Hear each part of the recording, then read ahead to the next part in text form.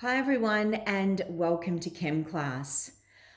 I'm not going to present a video to you on what oxidation number rules are. Instead, I'm going to hopefully give you something that's a little bit more useful because you probably have the list of rules supplied to you by your teacher anyway. I'm just going to walk you through some examples of how to apply oxidation number rules to different species. Apologies in advance, but the cockies in my backyard are making a lot of noise. They've decided they want to feature on today's chemistry video. Okay, let's get into it. All right, so the first rule that you have is that free elements have an oxidation number of 0. So I've given you quite an odd looking example, probably something you haven't seen very often, and this is ozone, it's O3. It's considered a free element. That is because the species is made up of one element only. It's not a compound, there's just one element there. And it doesn't matter how many of that one element we have, but if it's just the one element, it's not bonded to anything else, like you can see in these other further examples, then we just give the oxygen that's there and the whole molecule, we just give it an oxidation number of 0. So this one just gets a flat 0. Okay, let's go over to something a little bit more interesting. We've got water. So in your oxidation number rules, you have a rule, well, there's two that apply here. One is that hydrogen is always +1 unless you put it with a metal. Oxygen's not a metal. So I can just straight away say, well, the hydrogen must be a +1. There's also a rule about oxygen. You have a rule that oxygen is always -2 unless it's in a peroxide. It's not in a peroxide, so we just assign -2. Okay? You'll notice that if you take two of those hydrogens, you'd get a +2 charge. The oxygen has a -2 charge, which means overall the whole thing is neutral. So much like valencies, we want to match the whole charge on the species with our oxidation numbers balancing out to that same charge. Let's have a look at CH4.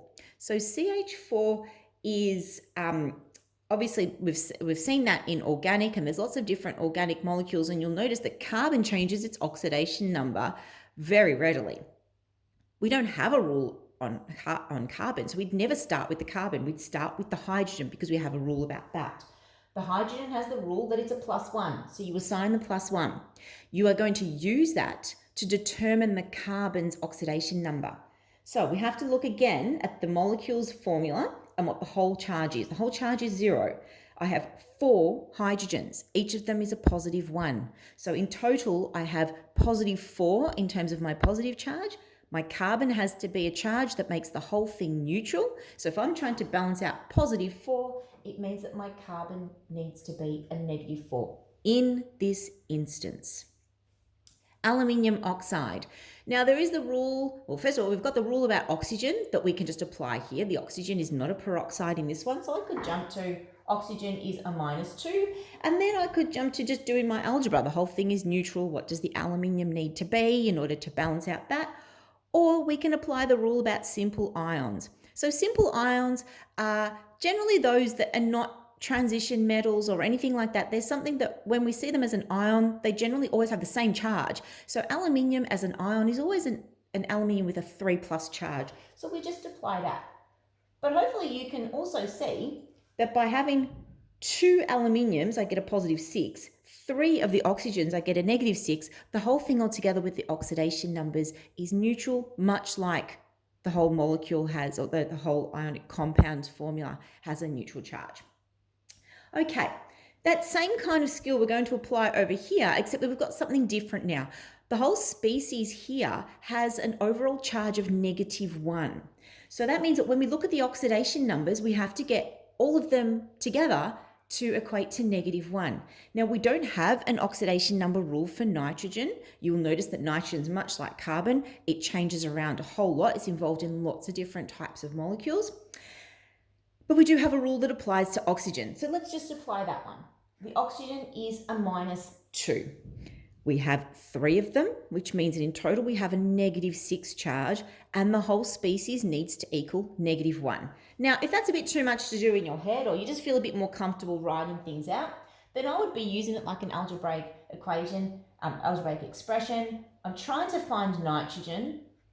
I know that there's a -6 with it, and altogether the whole thing has to equal -1. If I rearrange that, I can see that X is going to be a +5. So that means nitrogen is a +5 in this case.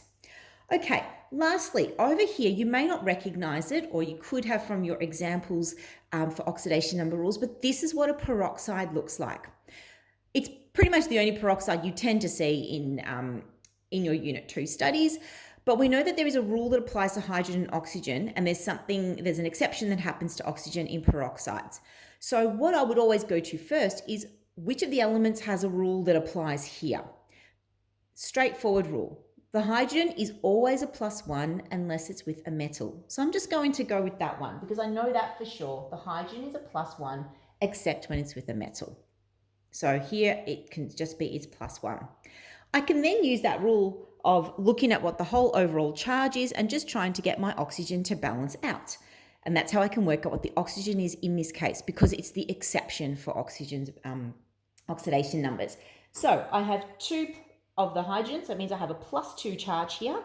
The oxygen, I've got 2 of them, so I need to balance out my 2 positives, which means in this case, oxygen is -1. So we can see that that's an exception to how oxygen always behaves.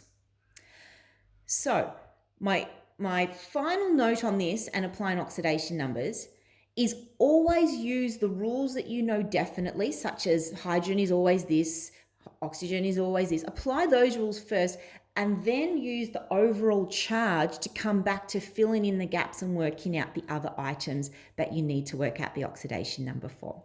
Hope that helps.